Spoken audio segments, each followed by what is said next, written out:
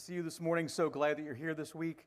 We are spending our summer months going through the book of Psalms, and we began this series last week, and I explained to you that the book of Psalms is something that I continue to go back to again and again, because you can read there people that go through immense joy, suffering, praise, faith, hardship, and you can see how they respond to it, how they respond to God and what they say to God during those times. And so it's a great thing for us to go to, no matter what we're going through. Go back to the Psalms and see what it says, and read through some of them, and see how these people pray to God and ask and say who God is and ask Him for His help and those things. So today we're going to be in Psalm 46. So if you have a Bible with you or your digital device or whatever you want to follow along with, make sure you go there. That's what we'll be looking at. And I'll start with a question. Have you ever had a moment in your life when it felt like life stopped making sense? Anybody ever been there? You felt like life just stopped making sense? And maybe you're trying really hard too. Like maybe you're like doing everything right. You're trying to do everything right. And then out of nowhere, there's this storm that hits your life. Maybe it's the job that you thought was secure, falls through. Maybe it's you go to the doctor and you get this diagnosis that you've always feared. Maybe it's somebody in your life that you never thought would let you down, and they do. And so now you have this grief, and it shows up uninvited, but it's unrelenting. And in those moments, your soul starts to ask, where do I go from here? Is there any solid ground left for me? Maybe you've been there. Maybe you're there right now. I don't know if you all remember this, but back in 2011, Japan experienced just one of the strongest earthquakes ever recorded. Anybody remember that from the news? It was a 9.1 magnitude earthquake that not only shook the entire island, it literally shifted the entire planet's axis a few inches. Scientists claim that now the days are 1.8 milliseconds shorter because of that earthquake and how strong it was. But then what followed it was even more terrifying, because what came next? Anybody remember? A tsunami. And the tsunami had waves as high as 30 feet. It swept across the entire island. It leveled cities. It claimed thousands of lives in minutes. You read stories about that, and there's one survivor later said this: everything was moving. Everything was moving. The ground, the sea, it even seemed like the sky was moving. And I didn't know where to go. There was no safe place. And I know I've never experienced a tsunami like that. But have you ever felt that way? When your life is shaking, when the waters are rising, when you feel like the sky is falling, where do you go? Where do you turn? So for me, Psalm 46 was written for moments like that. Because you read the psalm and it doesn't ignore the chaos. It speaks directly to it. And here is this psalm that begins with a promise that has anchored God's people for centuries. Psalm 46 begins with this: God is our refuge and strength, a very present help in trouble. Let's say that together. You ready? God is our refuge and strength, a very present help in trouble. There's a bold claim. The claim is not that trouble will not come. But when it does, there is a place we can go. When it does, there is someone we can trust. When it does, there is a peace that we can hold on to. Even when everything is shaking. And what we see here, first of all, it says, God is our refuge. Anybody know what a refuge is? It's a safe place. What is a refuge? A refuge is a shelter, right? A refuge is a place you can go when everything is falling apart. It's not just a poetic word in an ancient psalm. It is actually a very personal invitation from the heart of God. Because in the original language, in Hebrew, the word refuge means more than just a place to hide. It actually paints a picture of being pulled in close. It paints a picture of being pulled in and being surrounded by protection. I want you to think of how a firefighter, when there's a fire, right? They rush into the danger. When they find someone trapped, what do? Do they just say, hey, the door's over there? That's not what they do. They cover that person, they carry that person, they pull them in safe. That's the kind of rescue that Psalm 46 is describing for us. It's not distant help. It's very personal. It's very hands-on. It's drawn in refuge. Over in 1 Samuel 23, I want you to think about this. We read in that section of King David, and he is on the run from King Saul. David is being hunted like a criminal, though he hadn't done anything wrong, and he is exhausted, and he's outnumbered, and he's hiding in the wilderness. And in verse 14 there it says, day after day, Saul searched for him, but God did not give David into his hands. Even when Saul closed in, when David's hiding places were nearly exposed, who is it who didn't give him up? God did not give him up. God was his refuge. Not just a hiding spot in the rocks, a divine shield that kept the enemy from reaching him. And then later on in Psalm 18, David writes this, the Lord is my rock, my fortress, my deliverer. My God is my rock in whom I take refuge, my shield,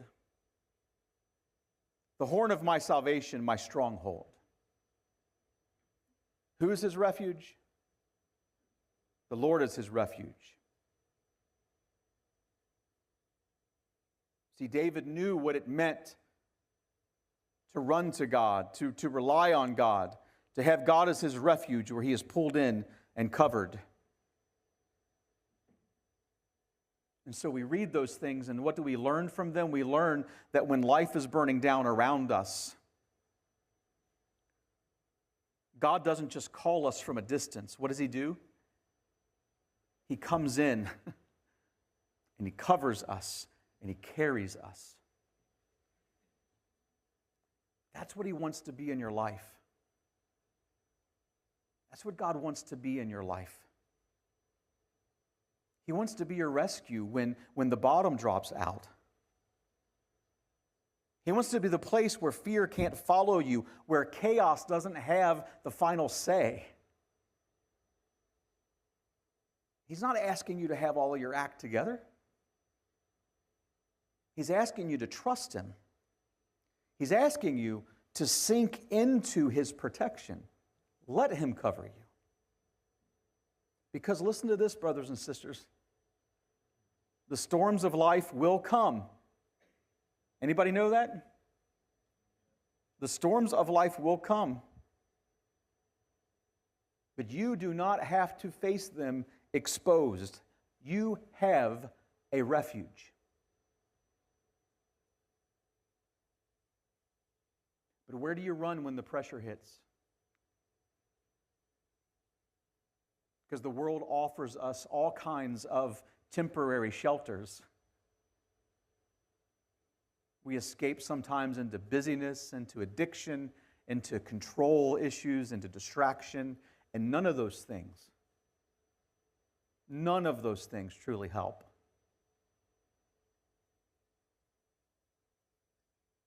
He is your refuge.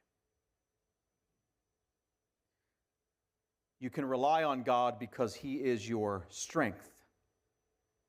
That verse says, God is our refuge and strength. And let me say this to you, there's a big difference between God giving you strength and God being your strength.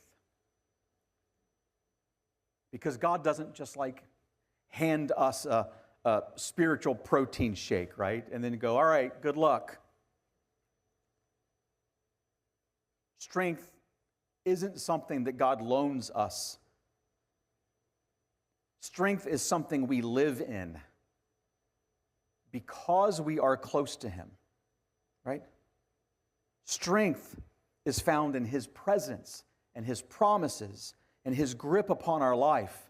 Think about this. When Paul pleaded with God, he said, God, remove the thorn in my flesh, right? Which was this ongoing weakness that he had. So he pleaded with God, God, remove the thorn in my flesh. God did not take that away, but you know what God said to him? God said, my grace is sufficient for you. My power is made perfect in weakness. And sometimes the greatest display of strength is not escape. The greatest display of strength is endurance. And God does not leave us alone. We see an example of that in the Old Testament as well, like in Exodus 17. Here's this example where Israel is fighting against the Amalekites. Moses climbs up this hill, right? As long as his hands are raised, the Israelites are winning. But what happens to Moses? Anybody remember the story? He grows tired. And his arms begin to drop. And that's when Aaron and Hur come alongside of him and sit him down on a stone, and they hold his hands up. And through that, God gives Israel the victory. We see there Moses didn't have the strength. The strength didn't come from him. It came from God who surrounded him. And maybe that's you. Maybe you're in the middle of a fight. Maybe you're tired. Maybe you're worn thin. Maybe you're at the end of yourself. But be assured of this. That's where God shows up. And that's where His strength becomes very real. Not in your performance, in your dependence. It's like a hiker who slips on a cliffside trail. Their strength isn't enough, but when someone from above reaches down and grabs them, the rescue doesn't depend on the one who is falling, it depends on the one who is holding on. And that's what God does. And so when you feel like you're slipping and you're exhausted and you're unable to hold it all together, maybe that's the moment you finally see who is really holding you. And His strength is enough. And you can rely upon Him. He is your strength. And we don't have to fear because God is present. God is our refuge and strength, an ever-present help in trouble. And we see this a couple other times in the Psalms. He says it a different way, but he repeats himself. Like in verse 7 and then in verse 11, he says, the Lord of hosts is with us. The God of Jacob is our fortress. That's not just poetic fluff. That, again, is a declaration, right? that God isn't just watching from a distance. He's not just nearby. Where is He? He is with us. He is in it. Even if the earth gives way, even if the waters roar and foam, even if the nations rage and kingdoms fall, God is not shaken, and neither are those who walk in Him. And so that's what it means there for the Lord of hosts, right? That's what it means, the Lord of hosts, the God of angel armies is with you. You may be in the middle of the fight, but you are not alone. And when God is present with you, you do not have to be paralyzed by fear. You can stand firm even in the storm, not because it's easy, but because He is there with you. And we see that kind of confidence in 2 Kings chapter 6. I don't know if you've ever read that, but there's a story there about Elisha and his servant. And one morning, Elisha's servant wakes up and he looks out, and their city is surrounded by enemy troops. He looks out and he sees, horses and chariots everywhere. And he panics. But Elisha calmly says, "Do not be afraid, for those who are with us are more than those who are with them." What's he talking about? And then he prays. Then Elisha prays, and God opens up the servant's eyes, and he looks out, and he sees the hills around the city filled with horses and chariots of fire. He looks out, and he sees the army of the Lord had been with them all along. God is present. And the servant didn't see it at first. And maybe you don't either. But just because you don't see God's presence doesn't mean He isn't there. Just like in that moment, God surrounds His people even when they're surrounded by other forces. So whatever fear you're carrying today, whatever chaos is pressing in around you, you are not alone. The Lord of hosts is with you, and He is your fortress. He's present, and you can rest in God because God is in control. Listen to what it says in verses 4 through 9. It says, "There's a river whose streams make glad the city of God, the holy place where the Most High dwells. God is within her. She will not fall. God will help her at the break of day. Nations are in uproar. Kingdoms fall. He lifts His voice. The earth melts. The Lord Almighty is with us. The God of Jacob is our fortress. Come and see what the Lord has done, the desolations He brought on the earth. He makes wars cease to the ends of the earth. He breaks the bow and shatters the spear. He burns the shield with fire." You read this psalm, and it paints this stunning contrast. Listen to this. On one side, you have raging nations, right? On one side, you have raging nations. You have a trembling earth. You have roaring waters. And then what is on the other side? There's a river whose streams make glad the city of God. You see the contrast? In ancient times, having a river, it was a lifeline. It brings life and peace and stability, especially when you're being attacked, right?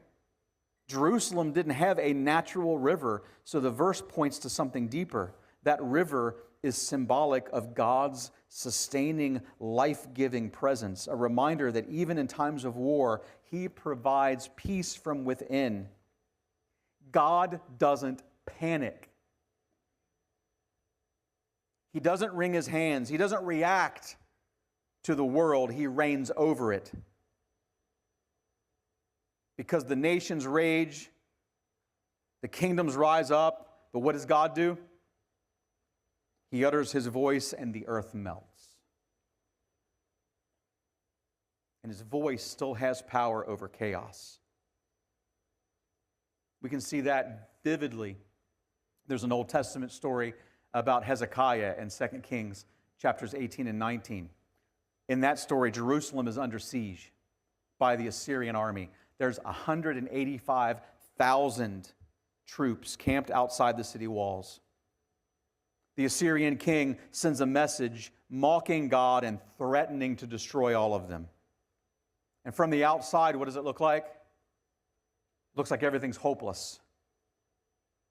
But Hezekiah doesn't panic. He didn't call for more chariots or fortify the walls. He goes into the temple and he lays before the Lord and he prays. And God answers. And that very night, the angel of the Lord strikes down 185,000 Assyrian soldiers without Hezekiah ever lifting a sword. Why?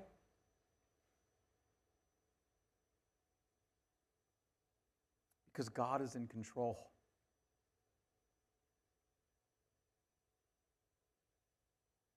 Do you believe that?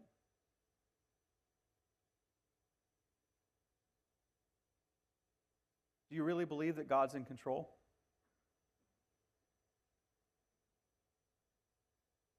When you feel overwhelmed, maybe it's very simply by reading the headlines.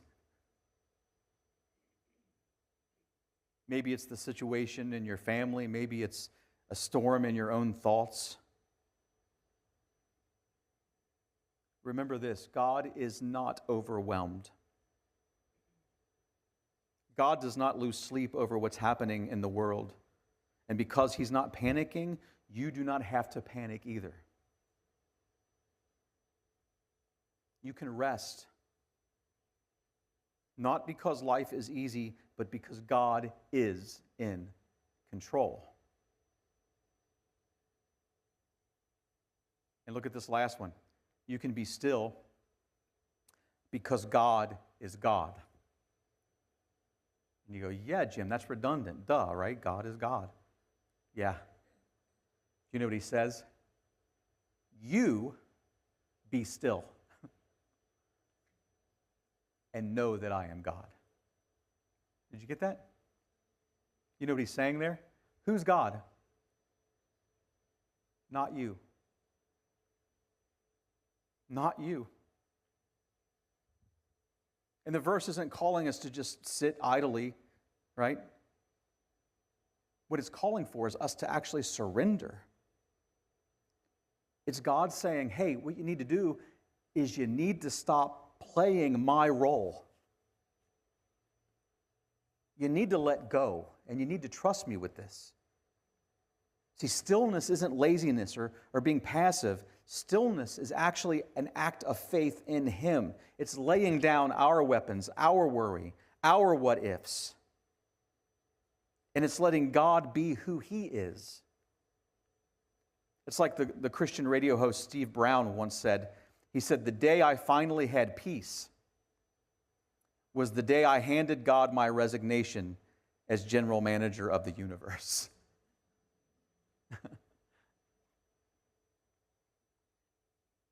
We see an example of this as well over in Exodus 14. That's where the Israelites are trapped. They're trapped between Pharaoh's army and the Red Sea. And they're panicking, right? And they're crying out, and they told Moses, see, we're going to die out here. You brought us out here to die. And how does Moses respond? He says this,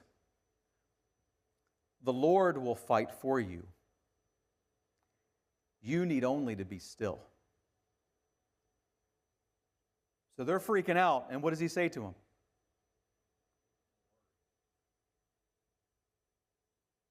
The Lord's going to fight for you. You need to calm down, and you just need to be still. God told Moses to raise his staff, and the sea parted while the people stood there. While they were standing still, what was God doing?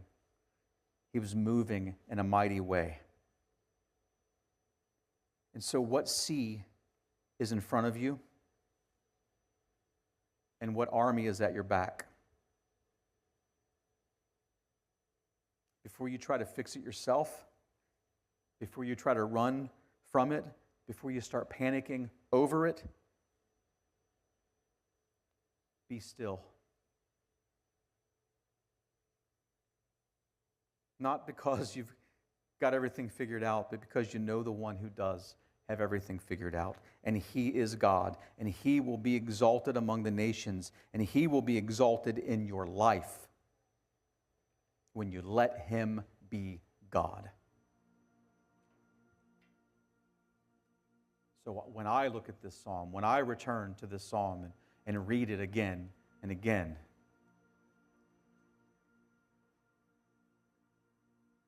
it speaks to when life is overwhelming. And it doesn't deny that life gets chaotic. It simply reminds us where to stand when the ground shakes. So here are 5 anchors I want you to remember from today's message. 1, God is our refuge. You can run to Him. God is our strength. You can rely on Him. God is present. You do not have to fear. God is in control. You can rest. And God is God. You can be still and simply worship Him.